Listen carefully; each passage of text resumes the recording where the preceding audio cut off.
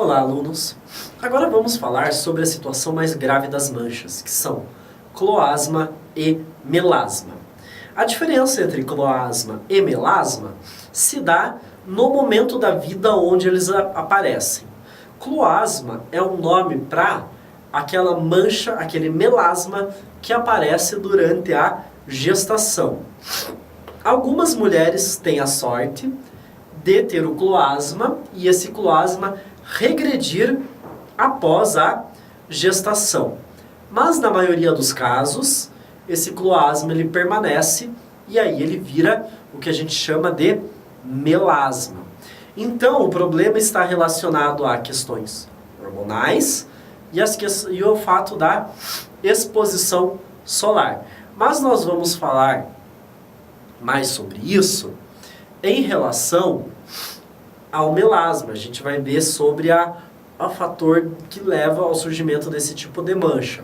Na gravidez, a gente tem a situação hormonal, porque os estrógenos e a progesterona, esses hormônios femininos, eles são hormônios que estimulam a melanogênese.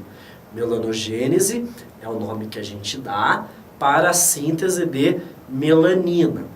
Aí você soma isso com condições de sensibilidade normal da pele, que acontece durante a gestação, a pele fica mais sensível, a falta de proteção solar, a exposição solar, isso tudo desencadeia para o descontrole dos melanócitos, fazendo com que a gente tenha o surgimento do cloasma. E quando o cloasma não regride durante a gestação, aí a gente pode chamá-lo de melasma.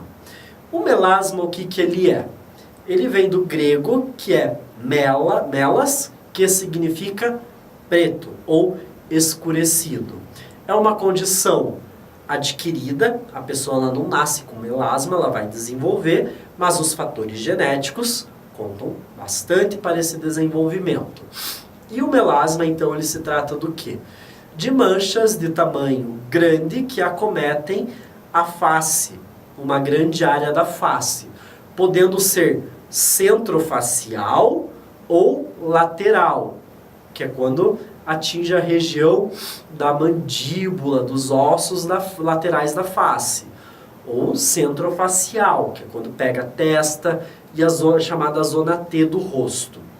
Em geral, a maioria das pessoas elas têm a centrofacial.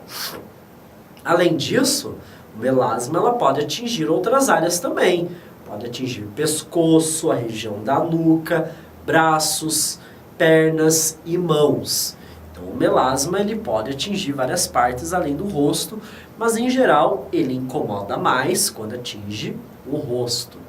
Essas manchas elas costumam ser manchas simétricas. O que isso quer dizer? Quer dizer que a mancha que você tem de um lado do rosto vai ser parecido com a que você tem do outro lado do rosto. Você nunca vai ter de um lado só. Ela surge de forma igual. Elas são muito numerosas e podem se unir. A cor em geral é um castanho escuro, mas a gente vai ver que existem alguns melasmas que podem ter coloração com tonalidade azulada e até mesmo esverdeada, aquele melasma que tem brilho, que você percebe que ele é tão intenso que ele chega a brilhar na pele da pessoa. Apesar dele ter simetria, as suas bordas elas são irregulares, não tem um desenho característico. Apesar disso, também, seus limites são nítidos. E muitas vezes parece que tem uma mancha em cima da outra. Parece que tem uma mais clara em cima de uma mais escura, uma mais escura em cima de uma mais clara. Parece que ela vai se depositando.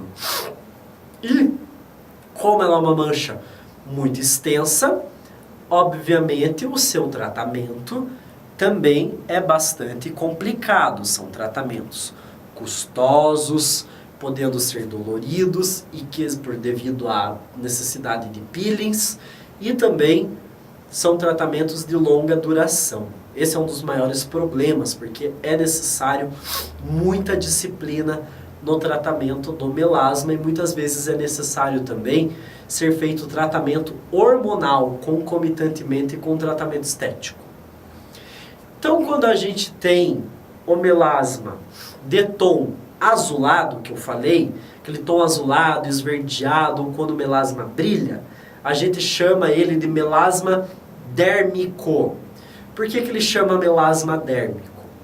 Porque acontece um fenômeno que não deveria acontecer, que é quando a produção de melanina ela é tão intensa pelo melanócito, que essa melanina ela extravasa e em vez dela ficar na epiderme, ela vai para a derme. Por isso ela se chama de melasma dérmico. E como a gente falou em diversas ocasiões, a melanina ela é feita para ir para o queratinócito. A derme não reconhece a melanina.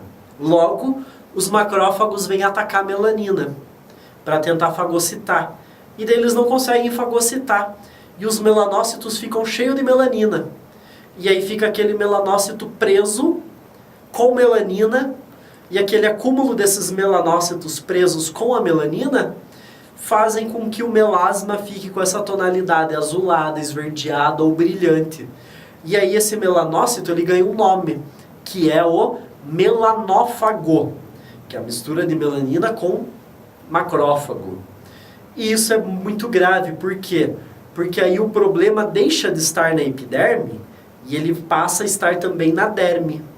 E aí é necessário fazer o peeling profundo, que vai até a derme, para poder fazer a extração desses melanófagos que estão causando esse melasma tão intenso. Então veja como é complicado isso daí. E aí quando a gente tem esse peeling profundo, que atinge a derme, é necessário fazer com o dermatologista. Fora a questão dos efeitos pós-operatório, porque isso é considerado até uma cirurgia. E quando o tom do melasma é mais suave, indica que são apenas os queratinócitos. Agora, vejam aqui comigo nesta imagem. Aqui a gente tem uma imagem que está mostrando para a gente os melanófagos. São esses pontinhos, vários pontinhos marrons, que a gente tem aqui embaixo da epiderme, porque está na derme. Então aqui são vários macrófagos que tentaram fagocitar a melanina e ficaram com o seu corpo bronzeadinho, cheio de melanina. Lá eles acham que estão arrasando, né? Mas eles estão arrasando com a nossa cara, porque daí ele acaba ficando aquele melasma de coloração azulada, esverdeada ou com brilho intenso. Então vamos voltando aqui comigo, vamos falar quem tem melasma. Pode acometer ambos os sexos, mas costuma ser mais comum na mulher de idade fértil devido à ação dos hormônios, porque os hormônios femininos eles estimulam a melanogênese. Como o homem tem menos desse hormônio, o melanócito do homem costuma trabalhar um pouco menos em relação da mulher. E 90% das mulheres com melasma estão na faixa de 30 a 55 anos. E aí vem uma coisa que é interessante a gente falar.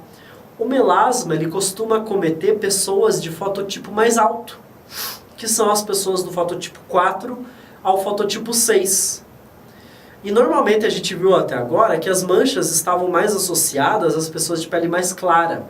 E aqui é importante a gente entender por que o melasma costuma aparecer em pessoas de fototipo 4 a 6, ou pessoas de pele mais escura. Isso acontece porque o melanócito dessas pessoas já está programado para produzir bastante melanina. Então ele vai recebendo estímulos hormonais, vai recebendo estímulos externos, né, da radiação solar. E isso faz com que esses melanócitos produzam ainda mais melanina. São melanócitos que já têm facilidade para produzir melanina. Então eles respondem com muita facilidade a qualquer estímulo. A pessoa de fototipo baixo tem um melanócito que está dormindo, que não faz nada. Então aquele melanócito da pessoa de fototipo mais baixo precisa de muito estímulo para trabalhar e às vezes nem assim ele consegue. Já as pessoas de fototipo mais escuro, esse melanócito já tem muita atividade, ele é facilmente estimulado. Então ele não precisa de muito estímulo. E conforme ele vai recebendo o estímulo hormonal, o estímulo da luz solar, ele vai trabalhando mais e mais e ele fica desregulado, produzindo muita melanina, que vai fazer então esse surgimento do melasma. No Brasil, então, é mais comum a gente ter o melasma do tipo centrofacial, aquele que só atinge o centro da face, e não aquele que atinge o lateral. Pode ser misto também, né? Lembrando que a pessoa pode ter melasma centrofacial e lateral. Então agora nós vamos fazer uma pausa e aí nós voltaremos com outras considerações sobre as manchas de pele e para falar de outros problemas que atingem a pele.